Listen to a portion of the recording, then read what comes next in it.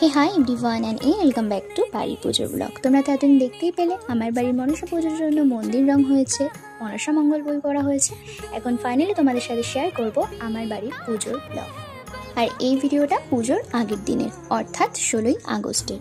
আমার বাড়িতে আজ থেকে 1 বছর আগে মাটির প্রতিমায় পুজো হতো। তোমরা যারা আমার অনেক দিনকার ফেসবুক ফ্রেন্ডে আছো বা ইউটিউব চ্যানেল দেখছো তারা সবাই জানবে।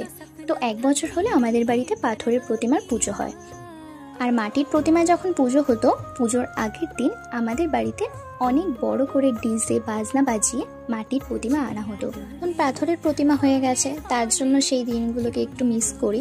তো যাই হোক, সেটা ভেবে তো আর কোনো লাভ নেই, যেটা হওয়ার সেটাই হবে। তো পুজোর আগের দিন ঠাকুর মশাই দিয়ে মাকে বরণ করানো হয়েছে এবং মাকে সাজানো হয়েছে। তোমাদের সাথে বাকি ভিডিওটা আমি নেক্সট পার্টে শেয়ার করব। আর এই ভিডিওতে জাস্ট তোমাদের সমস্ত কিছু বর্ণনা আমি বলে দিলাম। নেক্সট পার্টে আমি কোনো কথা বলবো না, শুধু আরতির আওয়াজ শোনাবো।